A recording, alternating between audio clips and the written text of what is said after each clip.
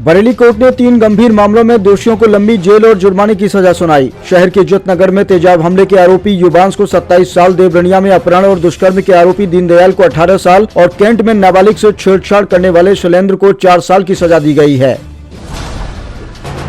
UP के बरेली देहात के रेछोला निवासी फैजान की नवाबगंज क्षेत्र में निर्माणाधीन हाईवे पर रील शूटिंग के दौरान पत्थर से गिरने से मौके पर ही मौत हो गई। पुलिस ने शव को पोस्टमार्टम के लिए भेजकर जांच शुरू कर दी है। फैजान रेछोला बाजार के सामने एसआर के हेयर सैलून चलाते थे।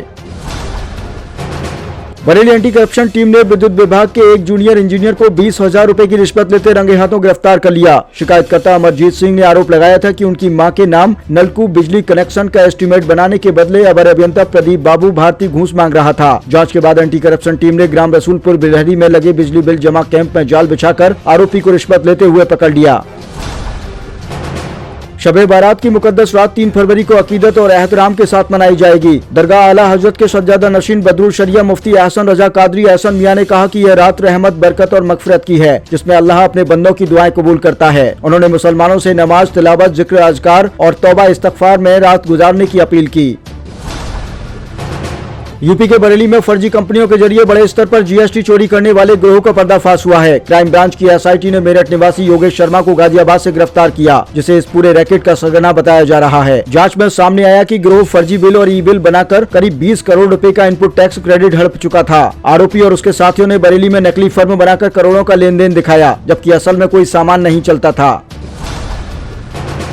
मुख्यमंत्री योगी आदित्यनाथ ने महात्मा गांधी की पुण्यतिथि पर उनकी प्रतिमा पर माल्यार्पण कर श्रद्धांजलि अर्पित की। वित्त विभाग की समीक्षा में उन्होंने परियोजनाओं की स्वीकृति प्रक्रिया तेज और पारदर्शी बनाने, साथ ही सरकारी भवनों में 5 साल अनुरक्षण व्यवस्था लागू करने और कर्मचारियों को वेतन समय पर सुनिश्चित करने के निर्देश दिए।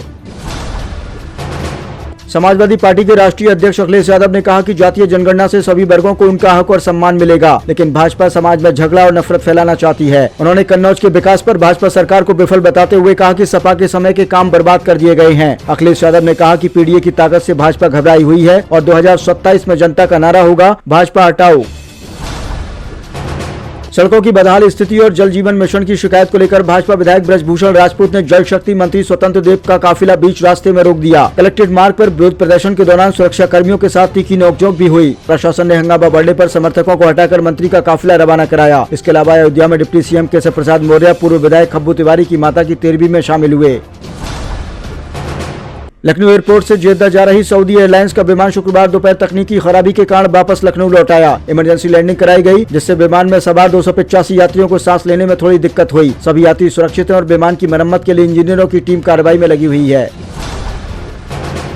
रायबरेली के बछराबाद क्षेत्र में शंकराचार्य स्वामी अभिमुक्तेश्वरानंद के खिलाफ लगाए गए विवादित होर्डिंग्स के मामले में कांग्रेस जिला अध्यक्ष पंकज तिवारी ने विश्व हिंदू रक्षा परिषद के राष्ट्रीय महामंत्री राहुल सिंह के खिलाफ एफआईआर दर्ज कराई है। आरोप है कि होर्डिंग्स में आपत्तिजनक शब्दों का इस्तेमाल कर धार्मिक भावनाएं आहत करने और सामाजिक समरसता बिगाड़ने की कोशिश की गयी।